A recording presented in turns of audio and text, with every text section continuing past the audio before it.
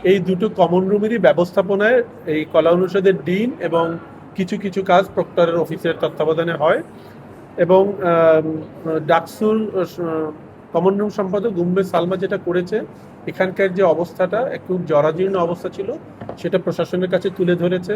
আমাদের কাছে বেশ কয়েকবার এসছে। ডিন স্যার, এর আগের ডিন স্যার ছিলেন সিদ্দিকুর রহমান খান স্যার, ওনার কাছে গিয়েছেন, প্রশাসনের কাছে কথা বলেছেন এবং বিশ্ববিদ্যালয়ে তার বিধি মোতাবেক কিছু অর্থ বরাদ্দ করেন এবং সেই অর্থ দ্বারা তারা কিছু কাজ করেন। বিশেষ করে দেখতেন পলিশ করা হয়েছে, ইলেকট্রিক লাইন করা হয়েছে এবং কিছু মেয়েদের আলাদা ব্যবস্থা করা হয়েছে।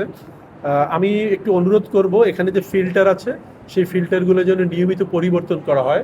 সম্ভবত 3 মাস পর পর এটা পরিবর্তন করতে হয় এবং ওখানে যেন ডেট লিখে রাখা হয় যখন পরিবর্তন হবে, কারণ এটা 3 মাস পর এটার আর থাকে না, তখন পানিটা কন্টামিনেটেড হয়ে যেতে পারে। পাঞ্জাবের জগতে একটি বিশ্বস্ত নাম শাবাব এথনিক ওয়্যার। আর আমাদের প্রিয় ছাত্রীদের অনুরোধ করব, সুন্দর ওয়াল, এই ওয়ালের এই সৌন্দর্য যেন বহাল থাকে। আমাদের এই অঞ্চলে বাংলাদেশের মানুষের একটি স্বভাবজাত অভ্যাস আছে ওয়ালে কিছু মুছে টুছে রাখা, এটা যাতে না হয়, তাহলে এই সৌন্দর্য অব্যাহত থাকবে। ওয়াশরুমগুলোও নিজেরা যদি ঠিকমতো ব্যবহার করে সুন্দর থাকবে। এবং আমাদের কলা অনুষদের সম্মানিত ডিন, তিনি এটা টোটালটা তত্ত্বাবধান করেছেন এবং এই ব্যাপারে সহযোগিতা করেছেন। এবং ডাকসুর যে কমন রুম সম্পাদক আছে উম্মে সালমা, দিন রাত পরিশ্রম করেছে এবং আমাদেরকে যেভাবে তাগাদা দিয়েছে, আমরা সাহায্য না করে আমাদের উপায় ছিল না। Credit goes to Umme Salma.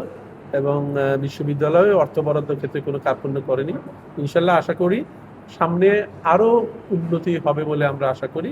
এই কমিউনিটি ব্যবহার হবে, তখন অনেক চাহিদা তৈরি হবে মেয়েদের, সেগুলো ধীরে ধীরে পূরণ হবে বলে আমরা আশা করি এবং ডিন মহোদয় এ ব্যাপারে উদ্যোগী ভূমিকা নেবে বলে আশা করি। ধন্যবাদ সবাইকে।